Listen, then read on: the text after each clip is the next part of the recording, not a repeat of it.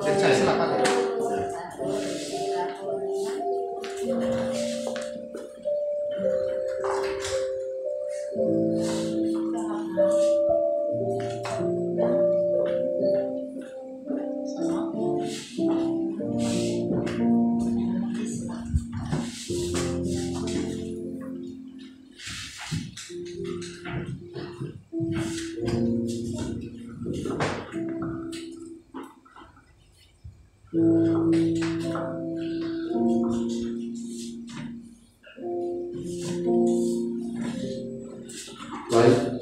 Shalom jemaat.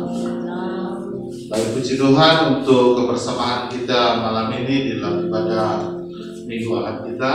Kita bersyukur kepada Tuhan karena kita berkesempatan hadir bersama di dalam ibadah ini. Dan kita akan mengulangkan ibadah kita. Kita akan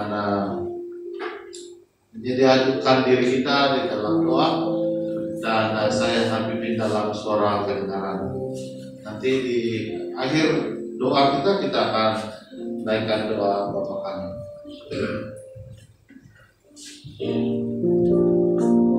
Terima kasih Tuhan. Terima kasih sepanjang hari ini kami sudah lalui dalam mesyuarat kami, dalam persekutuan kami, bahkan setiap pekerjaan, setiap usaha yang sudah kami lakukan hari ini.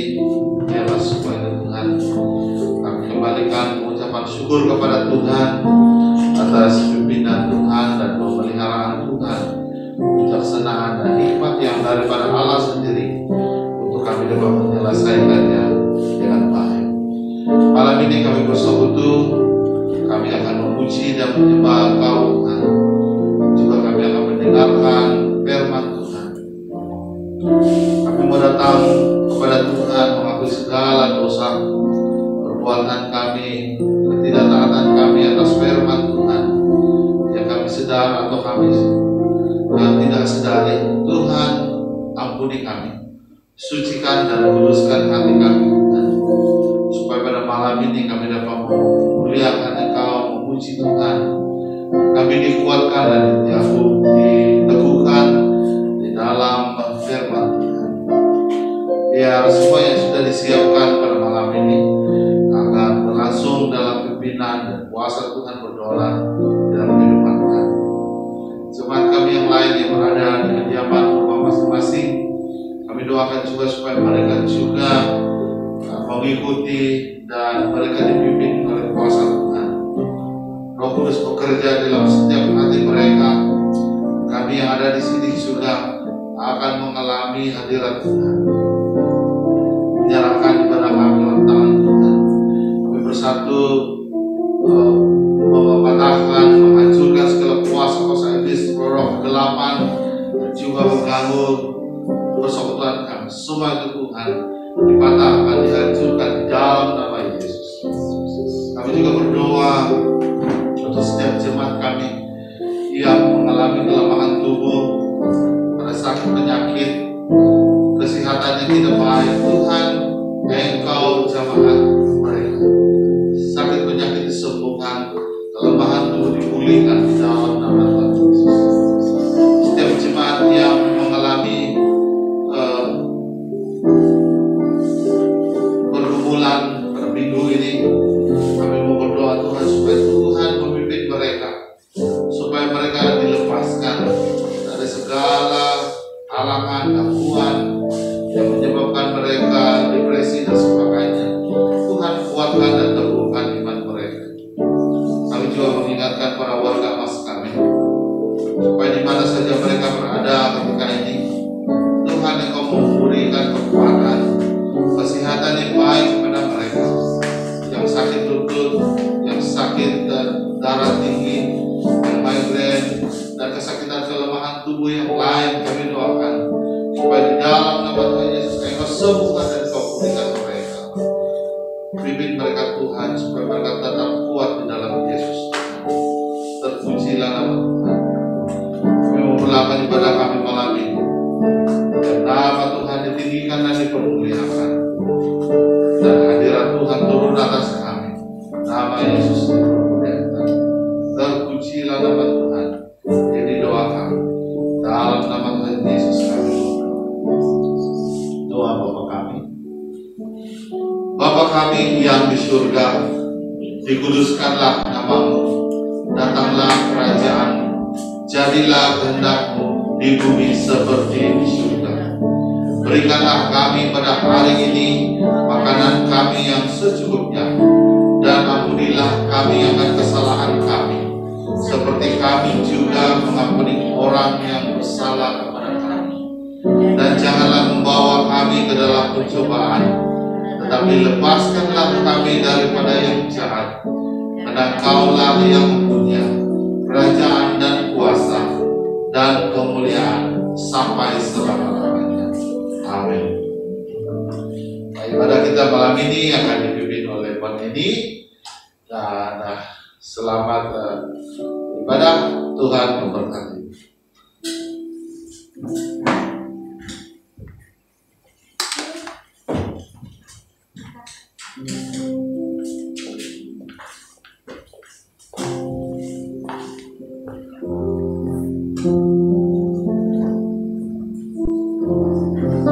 Shalom, selamat petang semua.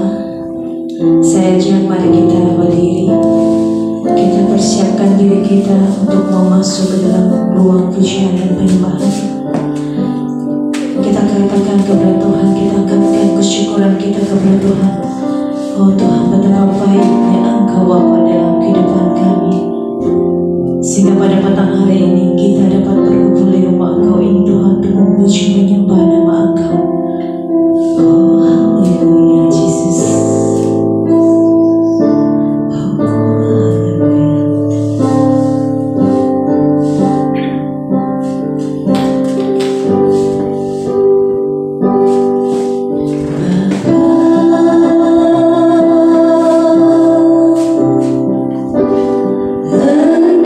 Sungguh baik.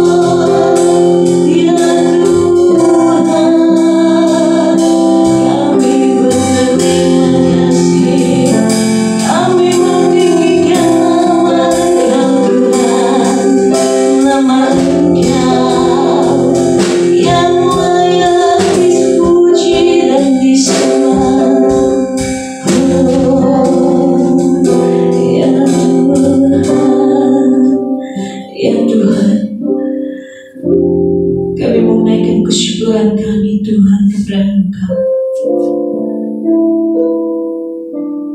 Karena Engkau Tuhan, hari ini sekali lagi berdapat bernafas Tuhan, atas perlindungan Engkau dan penyertaan Engkau. Sekali lagi kami dapat menerusi hari-hari kami Tuhan. Oh Bapa, pada saat ini Tuhan, kami mau serahkan hidup kami ke dalam tangan Engkau Tuhan. Peganglah tangan kami Tuhan, untuk lalui setiap hari kami Tuhan. Tuhan, saat ini layakkan kami di depan Engkau Tuhan. Layakkan segala pujian, hormat dan kesyukuran kami Tuhan yang kami angkatkan di hadapan Engkau Tuhan. Tuhan, jika ada kuasa lain selain kuasa Engkau di tempat ini Tuhan, kami usirkan di dalam nama Engkau Tuhan. Kami mau Roh Kudus Engkau yang menjamah kami Tuhan. Kami mau Roh Kudus Engkau yang bekerja saat ini Tuhan. Haleluya Jesus. Oh haleluya Lord.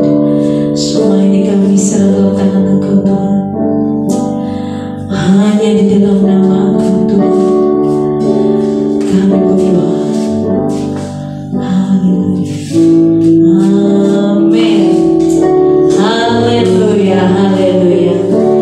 Karena bulan ini sudah masuk bulan Christmas, pastikan mood Christmas itu sudah on. Kita menyatakan apakah arti sebenarnya Christmas itu. Karena Tuhan lahir untuk kami, Dia mati untuk kami, hanya satu untuk menyelamatkan kami. Haleluya. Mari kita memuji Tuhan. Haleluya.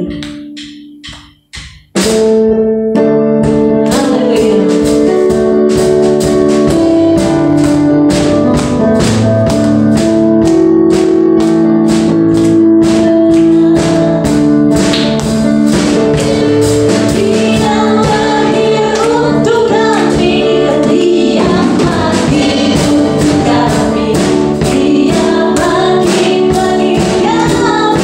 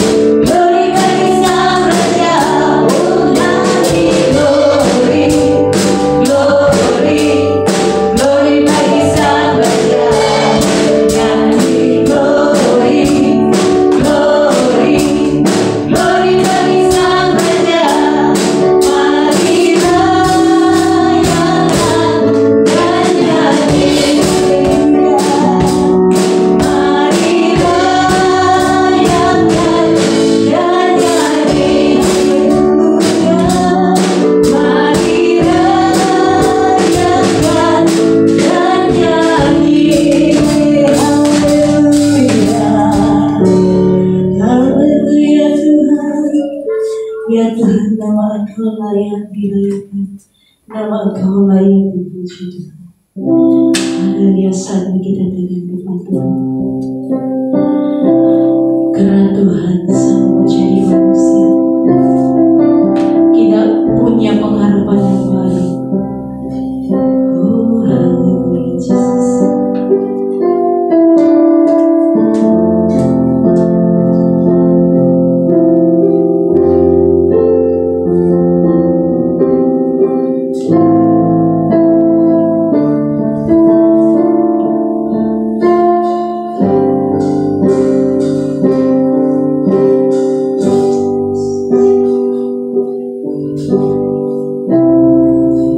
Menjadi manusia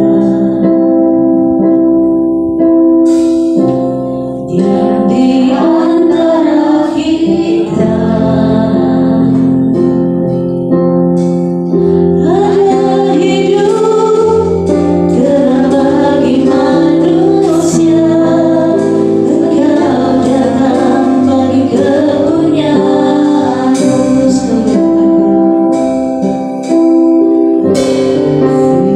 Menjadi manusia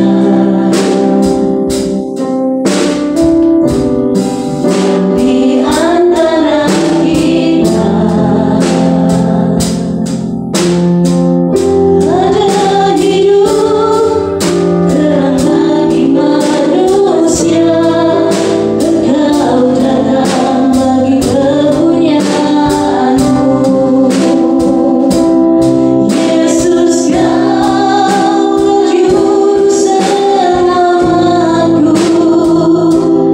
Ku akui Kau Tuhan bagiku. Kau terang bagi saat gelapku. Kau pintu bagi setiap jalan.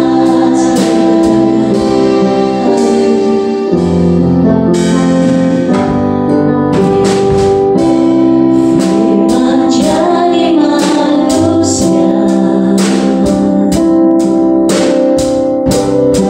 yang di antara kita, ada hidup terang bagi manusia. Engkau datang bagi kemuliaan-Mu.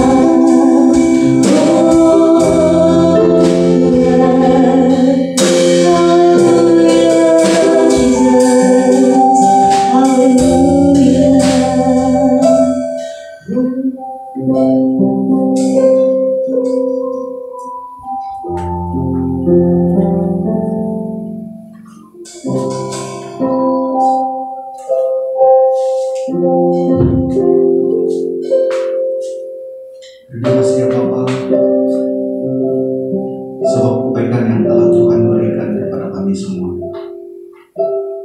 Tuhan memberikan kami kemampuan untuk terus hidup bersama-sama dengan kasih Tuhan yang telah Tuhan anugerahkan kepada kami.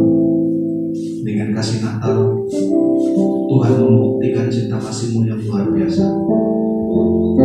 Malam hari ini Tuhan, sekali lagi kami mau mendalami makna di sebalik Natal, pengharapan yang telah Tuhan berikan. Kiranya Tuhan memberkati semua jemaat yang mendengar. Kiranya firman Tuhan yang ditabur diberikan kuasa oleh Roh Kudus, sehingga benar-benar menjadi firman Tuhan yang begitu bermakna pada kami semua. Puji Kau Tuhan, ini doa kami. Dalam nama Tuhan Yesus kami berdoa. Amin. Terima kasih, silakan.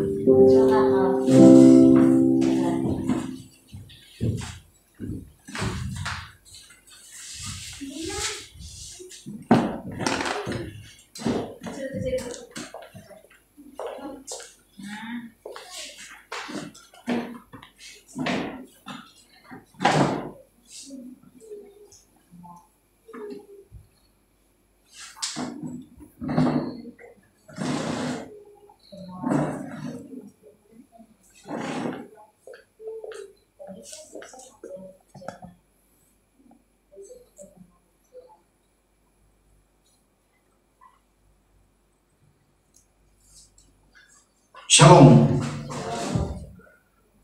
Kita mengucap syukur kepada Tuhan karena malam hari ini kita bertemu sekali lagi. Kita mengucap syukur karena Tuhan sudah memimpin dan memberikan kita peluang untuk datang beribadah malam hari ini. Sedang jemaah yang dimuliakan Tuhan, tema firman Tuhan pada malam hari ini adalah Natal memberikan pengharapan baru. Natal memberikan pengharapan baru. Kita buka dalam Lukas 2. Lukas 2, kita mulai ayat yang ke-10. Lukas 2, kita mulai ayat yang ke-10 sampai yang ke-11. Ayat yang ke-10, tetapi malaikat itu berkata kepada mereka, "Jangan takut, aku membawa kepadamu berita baik yang akan memberikan sukacita besar kepada seluruh umat. Pada malam ini di kota Daud telah lahir seorang penyelamat bagimu, yaitu Kristus Tuhan." Saya baca dalam terjemahan Borneo tadi. Sedang jemaah yang dimuliakan Tuhan, saya memulai dengan sebuah cerita. Seorang ayah yang punya 3 orang anak, dan ayah ini sudah agak berusia, dalam lebih kurang 60-an. Anak pertama dia, semua anak dia lelaki. Anak pertama dia bekerja sebagai dokter pakar di sebuah hospital yang agak besar. Anak kedua dia seorang insinyur yang bukan civil engineer biasa, seorang senior engineer yang engineer oil and gas. Kita cakap oil and gas segala sebab itu banyak duit. Oil and gas. Anaknya yang ketiga seorang penanam kangkung. Anak yang ketiga ini sekolahnya pun tinggi, dia lapasan master. Tetapi yang peliknya, anak ini tidak pergi kerja. Dia di kampung. Kerjanya di kampung adalah plastik burung, jerat burung, itu paling dia suka, memburu dan tanam padi, tanam sayur-sayuran. Dan dia tinggal bersama dengan bapak dia. Bapak dia setiap hari dia akan selalu apa tuh kalau cerewet itu apa tuh? Hah? Membeber. Ya, membeber. Setiap hari kerjanya membeber.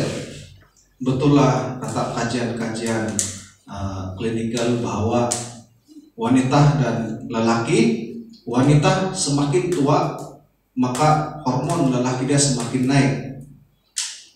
Lelaki semakin tua, hormon wanita dia semakin naik. Dia punya adrenalin gitu. Apa sudah itu? Ini tahu tuh. Sebab itu kalau kamu perhatikan, kalau kamu ada suami, contoh sudah berusia lah, masa umur dekat mulai sudah itu. Tengok suami kamu, nanti bila dia mau jalan pun dia akan bawa kamu juga sama-sama, dan dia mudah merajuk, mudah terasa, dan dia seperti selalu mau dipujuk. Lelaki, wanita pula semakin seperti lelaki dalam hal pendirian dan sebagainya. Dia semakin ketegasannya itu semakin terlihat. Sebab itu selalu kita lihat ibu kita gaduh bapak kita kan, selalu kita lihat begitu. Sebab itu itu kajian begitu. Tapi saya rasa saya tidak lah. Tiada terlepas, semua begitu. Jadi kerja lelaki ini bapaknya membebel, setiap hari dia membebel. Kau ini tiada guna-guna. Master saja saya kasih hantar sekolah tinggi-tinggi, balik kampung kerja kampung juga, lastik burung juga, sudah tua masih lastik burung, tapak turipos, tahu turipos yang perlu selalu orang jual-jual itu yang mahal juga tuh. Tangkap turipos, memburu. Kau bukan dapat bagi saya duit belanja pun, sebab kau pun cukup-cukup. Biarpun di rumah ini cukup makan juga. Kau tengok abang kau pertama, dokter pakar lagi. Kalau bapak sakit dia beli obat. Kau tengok abang kau kedua, engineer lagi. Kalau telepon minta duit, dia bingin terus. Lalu kata anak yang ketiga ini, biarlah bos saya di kampung. Kalau saya kerja, siapalah jaga bapak. Jadi satu hari jadi bapak dia.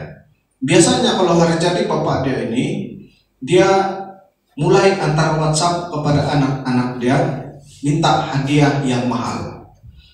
Dan bila dia WhatsApp anak pertama, minta hadiah yang mahal. Dia bilang, saya tidak jawab hadiah apa, pastikan itu hadiah mahal yang membolehkan saya terkejut dan teruja, katanya. Lalu terus anak dia dibalas, bila dia balas, oke, siap. Anak kedua pun sama, anak kedua balas, oke, siap. Lalu anak ketiga, pastikan hadiah yang mahal. Dan anak ketiga ini hanya mendengar, melihat, merenung bapak dia, dan dia pun jalan duduk di tangga, memikir apa hadiah untuk bapak dia.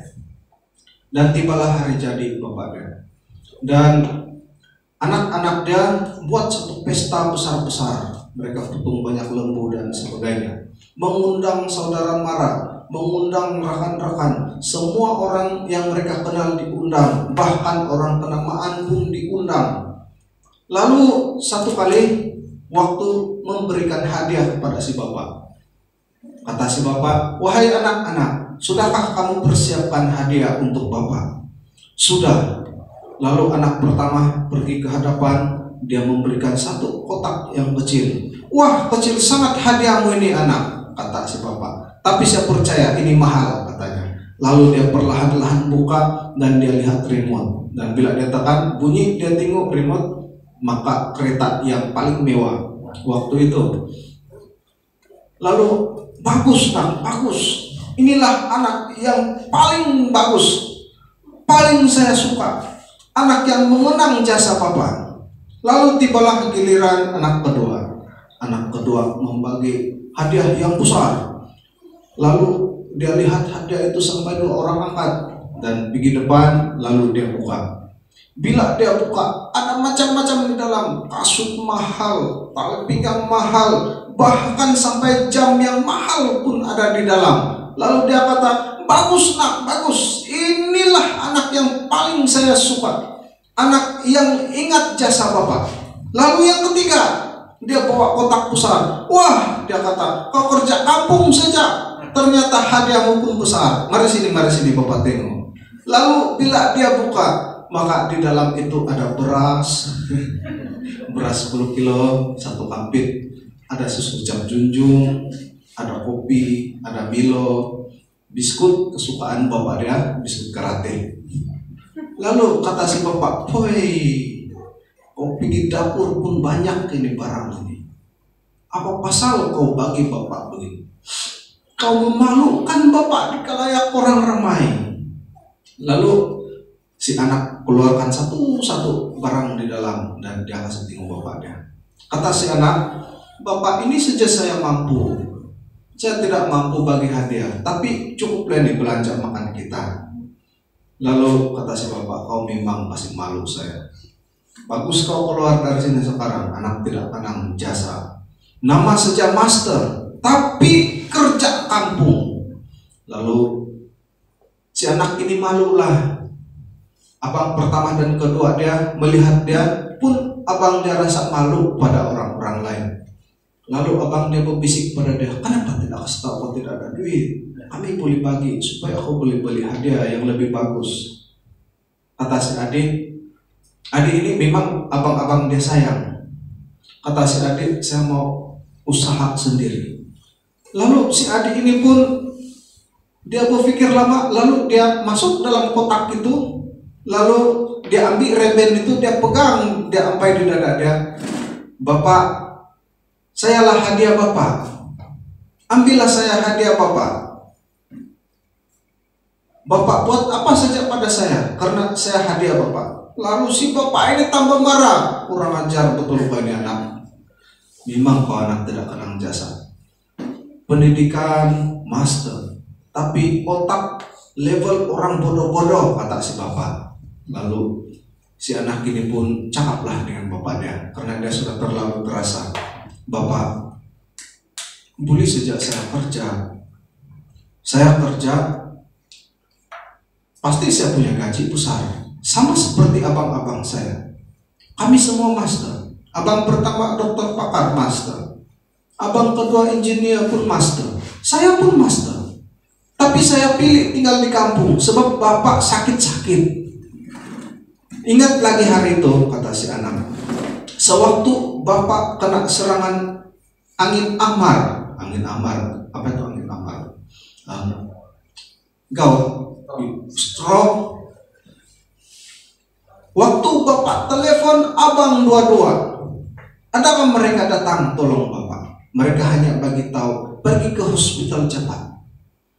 Tapi saya orang pertama yang angkat bapak keluar, bawa naik kereta, pergi hospital, jaga siang malam. Saya tidak tidur, saya tidak makan. Lalu dia katakan lagi, yang kedua, masih bapak ingat, sewaktu bapak pensan sebab bapak masih sakit, saya telepon abang. Lalu abang kata, buatlah begini, sebab abang dokter. Lalu saya ikut. Dan selamatlah nyawa bapak, karena abang tolong dari jauh. Abang kedua saya telepon, katanya saya aborsi. Macam mana saya balik sekarang? Tidak boleh balik sekarang. Tapi saya ada di sini di kampung bersama bapak. Saya orang pertama yang merawat bapak. Ingat lagi, waktu bapak sedih-sedih, siapa yang menghiburkan bapak? Sayalah orang pertama yang menghiburkan.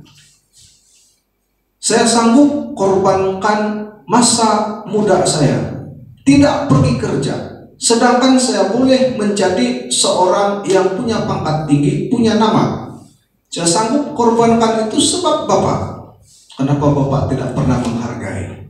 Lalu kata si anak, hari ini saya kuatkan tekad saya jaga bapak dengan menjadi hadiah untuk bapak. Apakah bapak tidak mau lagi?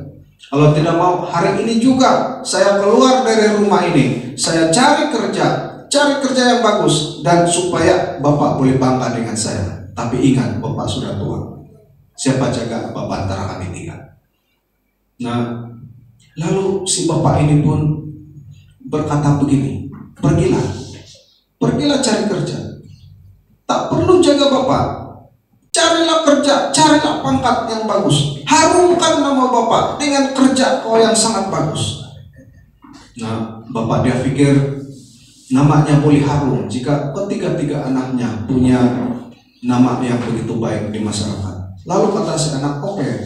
Dan selesai acara, si anak jalan. Tapi akal si anak ini begini. Dia hanya pergi ke rumah lain, tempat saudara marahnya, tidak pergi kerja. Karena dia masih tidak dapat tinggalkan bapak dia. Satu hari, bapak dia ini waktu pergi dapur masak, dan dia tiba-tiba rasa hitam, dan dia jatuh, lalu masakannya itu jatuh ke atas dia. Dan si bapak minta tolong, tiada yang tolong. Lalu dia pergi ambil telepon, dia telepon anak dia pertama, katanya, bapak buat begini, bapak buat begini, bapak buat begini, pastikan begini, kena dokter. Lalu kata si bapak, manalah saya boleh buat semua itu. Lalu dia telepon yang kedua, saya emosi sekarang, tapi apapun, saya telepon orang yang boleh tolong, saya telepon ambulans. Lalu mana ambulans sampai? Sebab dia telepon ambulans, tapi ambulans sendiri pun tidak tahu mana lokasi bapak dia. Lalu dia pun teringat anaknya yang ketiga. Bila ada telepon, tidak dapat. Telepon tidak dapat. Mana kau ini? Waktu saya sedang perlu, kau tidak ada. Lalu tidak lama anak bapak ini mulai berpikir, selama anak saya di sini, makan saya dijaga, sakit saya dia jaga, apapun dia jaga. Lalu dia ingat kata-kata anaknya. Betul kata anak saya, dia pendidikan masih muda, boleh saja dia cari kerja, boleh saja dia punya uang, tapi dia tinggal di kampung semata-mata untuk saya.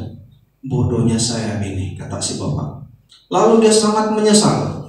Saat dia sudah menyesal, sangat menyesal, dia duduk di luar menangis-nangis. Dia panggil-panggil anak bungsu dia, tapi manakah anak bungsu dia dengar.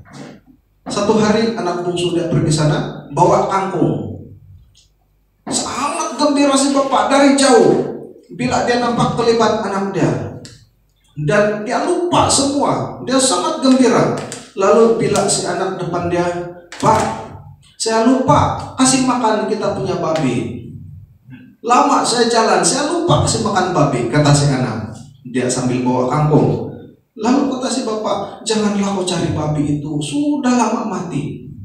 Bapak tidak dapat jaga. Oh, kata si anak, rupa-rupanya bapak satu orang di rumah pun tidak dapat buat kerja. Memalukan, kata si anak. Bapak sangat memalukan. Tinggal di rumah, babi tidak boleh jaga, rumah berhambur, tidak bersapu dan sebagainya. Kata si bapak, cukup anak, saya sudah cukup merasa sengsara ketiadaanmu. Hari ini baru saya mengerti pengorbananmu. Boleh saja engkau pergi kerja, masih muda, pendidikan tinggi, tapi sanggup tinggal di kampung sebab bapak selama ini bapak buta. Lalu kata si anak, tidak apa, saya sudah menghadiahkan diri saya kepada bapak. Kalau bapak terima, silakan terima. Lalu si bapak yang menangis memeluk anaknya. Satu hadiah bagi si bapak itu luar biasa. Selalu orang berpikir bahwa anak yang tidak bersekolah, tidak pergi kerja itu tidak ada guna. Tapi satu hari si bapak ini baru tahu, rupanya anak yang tinggal di kampung bersama-sama dengan dia adalah anak yang sangat memperhatikan dia, tidak keluar kerja hanya untuk dia. Sedang jemaah, apa yang dapat kita pelajari di sini? Sewaktu Natal, kalau di Barat, satu kebiasaan adalah menunggu hadiah. Menunggu hadiah, terutama anak-anak, dia akan menulis surat kepada Santa Claus. Karena sudah menjadi sebahagian daripada pemikiran mereka, Natal dan Santa Claus tidak boleh berpisah.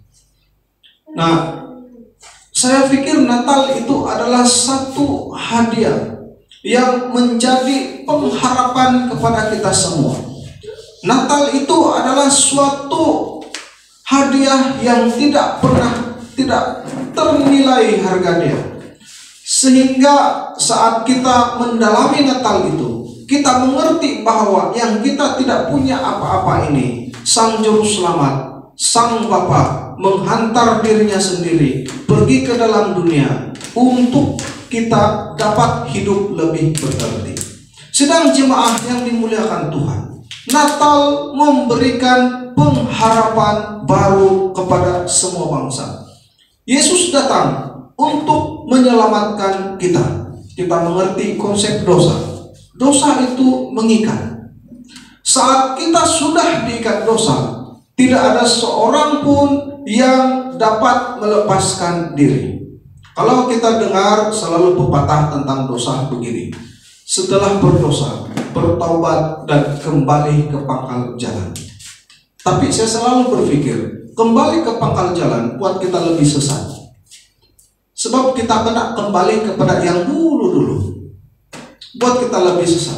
Tetapi saat berdosa, maka bertaubat, minta pengampunan, mohon penyertaan Tuhan, tunjukkan jalan yang lebih bagus, minta kekuatan. Nah, ini yang Tuhan lakukan. Yesus datang untuk menyelamatkan, karena konsep dosa mengikat. Manusia tidak boleh melepaskan diri dari dosa, karena dosa itu satu noda yang saat dia sudah melekat tidak boleh dikikis lagi. Dia tetap ada di situ karena dia sudah mengikat. Dengan kebenaran ini, manusia tidak boleh lepas dari dosa. Maka diperlukan seorang juru selamat untuk mengambil kita daripada dosa kita, menebus kita daripada dosa yang sudah mengikat, lalu dilepaskan. Konsep dosa adalah kutuk keturunan. Kita tidak boleh lari dari kutuk keturunan. Sebab itu Tuhan Yesus harus datang untuk memutuskan kutuk keturunan kita. Dan konsep dosa adalah maut. Yesus harus datang untuk melepaskan kita dari maut. Konsep dosa adalah mendatangkan perseteruan dengan Tuhan. Sebab itu ada seorang yang harus menjadi pendamaian. Sidang jemaah yang dimuliakan Tuhan. Yang kedua, Natal memberikan pengharapan baru bagi umat manusia, karena Yesus datang untuk memulihkan kita. Karena kerusakan sejak kejatuhan manusia, kita biasa dengar ini, sejak manusia berdosa, maka kerusakan mulai menular. Apa saja yang dilakukan manusia, semuanya tetap tidak sempurna. Meskipun berbuat amal solehah, meskipun berbuat baik, kita tidak boleh merasuah Tuhan dengan amal baik. Karena semua yang manusia buat sudah bercacat celah di hadapan Tuhan. Sebab itu adanya Tuhan, Dia memberikan dirinya sebagai hadiah kepada manusia, supaya semua yang manusia buat dibenarkan oleh Tuhan. Karena kerusakan manusia sejak kejatuhan manusia, Alkitab mengatakan semua manusia sudah sakit. Tapi kita sehat juga kan? Sehat juga. Tapi Alkitab katakan kita sakit. Karena itu Alkitab mengatakan bahwa penyakit kitalah yang ditanggungnya. Orang sangka dia kena tulah, tetapi penyakit kitalah yang ditanggungnya. Nah, Alkitab mengatakan kita sakit, sehingga perlu ada seorang yang menanggung penyakit kita. Sedang jemaah, tubuh badan manusia menjadi lemah dan semakin fana. Kamu ingat Nuh berapa usia Nuh? Pada waktu banjir bah, dia lah. Pada banjir bah, berapa umur dia? Siapa dapat jawab? Waktu umur dia, waktu banjir bah itu adalah 600 tahun. Coba kamu tengok Dr. Mahathir, 96 tahun, masih tegak kan? Tapi bayangkan kalau umur dia 200 tahun. Bayangkan bagaimana tubuh jasmani. Tetapi Nuh 600 tahun masih boleh angkat kayu gofir. Tahu kayu gofir? Siapa pernah angkat bulian? Kayu gofir hampir seperti itu, tapi dia bukan itu. Kayu bulian saja sudah berat. Nuh 600 tahun boleh angkat kayu gofir atau siprus. Artinya manusia dulu punya kekuatan luar biasa, jangka hayat yang luar biasa, jangka expire dia. Tapi kita sudah jangka expire kita ini tidak lama sudah. Saya pikir-pikir seperti baru beberapa hari saya lahir. Saya tidak puas hidup lagi. Kalau saya boleh jumpa Tuhan depan-depan, saya akan berkata, Tuhan tolong panjangkan dulu umur saya. Ya, bukan apalah, tapi takut juga kita menghadapi sakratul maut itu kan. Tapi ialah tidak jadi. Kalau selepas kematian ada hidup yang lebih bermakna, tidak jadilah. Mau juga hidup bermakna. Karena sekarang kita punya banyak masalah. Covid pun kita lari kan, mana boleh tidak lari untuk keselamatan. Nah, dikatakan manusia itu sakit. Melalui Yesus Allah memberikan tubuh baru. Walaupun Alkitab mengatakan bahwa saat kita terima Tuhan kita lahir baru, tetapi itu bukan maknanya kita dapat tubuh yang baru dari yang sekarang. Tetapi tubuh baru itu setelah kematian, tubuh yang mulia. Nah, pikiran lebih cenderung terhadap keinginan berdosa. Tuhan Yesus datang supaya mengubah kecenderungan kita, supaya lebih cenderung kepada kehidupan kekal.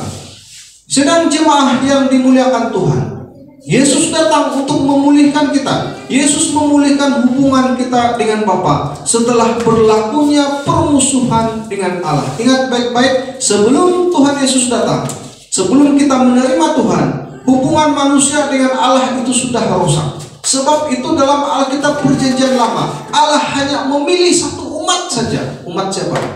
Pasti umat Israel kan?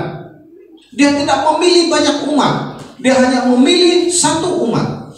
Nah, sedang jemaah yang dimuliakan Tuhan, hubungan manusia dengan Allah rusak. Kita tidak lagi berstatus sahabat baik Allah dan kekasih Allah. Sebab itu Natal memberikan pengharapan baru, supaya saat Natal ada dalam bumi ini, dalam dunia ini, maka hubungan kita dengan Allah diperdamaikan kembali. Yang ketiga, Yesus datang untuk berhubung dengan kita. Allah dalam Perjanjian Lama yang sangat jauh, kini sangat dekat dengan manusia, dan dia hidup di antara manusia. Seorang anak telah lahir. Allah yang tidak dapat didekati dalam Perjanjian Lama. Perjanjian Lama kalau kita lihat, saat Allah menampakkan dirinya, tiada umat manusia yang mampu bertahan, dekat mati. Hanya orang tertentu sahaja yang jumpa Allah depan-depan, itu salah satunya Musa. Tapi dia tidak jumpa di depan Allah. Coba kamu baca kembali bagaimana Allah bertemu Musa. Di Semak Duri dikatakan Allah membelakang. Hanya rambutnya nampak, belakangnya saja nampak, depannya tidak nampak. Kalau tidak, Musa akan mati.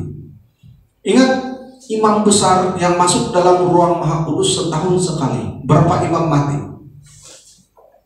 Dikatakan bahwa ramai imam mati. Sebab kejadian itulah, bila imam masuk dalam ruang Maha Kudus, dia harus dipakaikan tali dan lonceng. Karena bila tali itu, lonceng itu sudah tidak berbunyi lama, maksudnya dia sudah mati. Guna tali itu ya suku Lewi di luar, imam-imam yang lain di luar, mereka akan tarik karena mereka tidak boleh masuk mati. Bukan senang jumpa Tuhan. Jumpa Tuhan matilah. Imam pun masuk mati kalau tidak ada persiapan. Sikit saja dosa mati. Itu pun dia tidak jumpa Allah depan-depan. Dia hanya jumpa Allah di dalam itu. Alkitab tidak katakan secara mendepan, tetapi hanya seperti kabut awan, bukan depan-depan.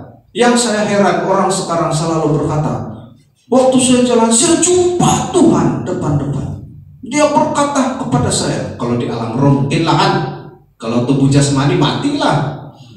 Alam roh ya kita boleh terima, tapi jumpa depan-depan. Dulu saya di Gunung Doa dulu, ada seorang berkata, memberi kesaksian, sewaktu kita berdoa tadi, saya jumpa Tuhan Yesus di depan saya berdiri dan dia kasih usap-usap kepala saya. anakku, beritahulah kepada pendoa ini begini-gini. Lalu saya pun, kurang ajar juga dia. Apa dia, siapa dia jumpa tadi ini? Kalau roh kita diangkat dalam roh, ya mungkin. Tapi depan-depan fisikal saya tidak tahu lah. Tidak boleh menghakimi lah kan, sebab bukan pengalaman. Saya tidak pernah ada pengalaman begitu. Dan Alkitab tidak ada pernah cakap begitu. Nah, sedang jemaah yang dimuliakan Tuhan, dalam perjanjian lama Allah tidak boleh didekati. Tetapi kini semua orang boleh bersekutu dengan dia. Dalam perjanjian lama berdoa kepada Allah saja tidak boleh tanpa perantaraan imam. Berdoa jumpa imam dulu, dan imam itu akan berdoa. Sebab itu Tuhan katakan kita punya imam yang agung, bukan di bait suci lagi, tapi terus di hadirat Allah, yaitu Yesus Kristus. Nah, luar biasa. Selalu kita ingat imam itu begini-gini, kerjanya begini. Tetapi kalau kita melihat itu, kita punya imam agung. Maksudnya imam agung ini bukan di bait suci terus di surga, karena tiada orang terus naik surga dan turun balik. Hanya Tuhan saja. Nah, Allah yang mengasingkan dirinya dan tidak tercapai oleh manusia, kini punya tubuh yang dapat disentuh setelah dikatakan seorang anak telah lahir. Yang seorang, kalau dalam perjanjian lama Allah yang mengasingkan dirinya, tidak tercapai oleh manusia, kini boleh disentuh semua orang, bahkan tubuhnya itu pun disalib juga. Nah, sedang jemaah yang keempat dan yang terakhir, Yesus datang untuk melepaskan bebanan manusia akibat dosa. Sejak manusia lahir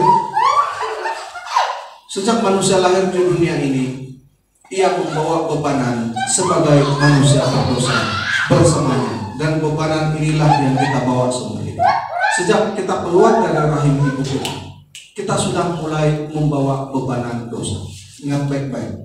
Sejak kita keluar dari rahim ibu kita sudah mulai membawa bebanan dosa.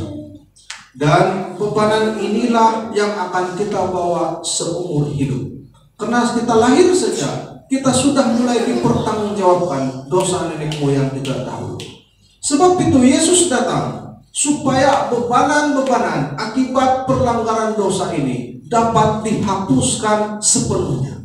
Sebab itu kata Tuhan, aku sudah membeli kamu dengan darahku yang mahal. Nah, kalau sekarang pastilah yang kita tahu bebanan itu selalu bebanan hutang, kan? Siapa yang tidak berhutang? Coba tangan. Kalau Patrick banyak utangnya, utang kereta, utang rumah. Tapi istri sudah bayar habis kan? Sudah bayar habis. Utang rumah, utang kereta, loan lain-lain. Saya pun ada utang. Saya masih ada utang satu, kereta Proton warna hitam. Tapi bukan sudah saya pakai lah, karena tidak mampu bayar utang. Siapa yang tidak ada utang? Pasti anak-anak kecil, sebab mereka masih dalam penjagaan ibu bapak. Tapi hakikatnya selalu kita tahu bila bebanan itu pergi kepada utang, sebab itu memang. Nah, manusia selalu membawa bebanan-bebanan. Tragedi-tragedi yang menyedihkan itu pun berlaku setelah manusia jatuh dalam dosa. Pada mulanya Kejadian 1 dan 2 Allah tidak pernah menciptakan tragedi-tragedi ini. Tapi setelah berdosa, inilah kita berhadapan dengan tragedi-tragedi ini. Masalah-masalah kehidupan, selalu berhadapan dengan masalah kehidupan. Wah, kehidupan saya pahit.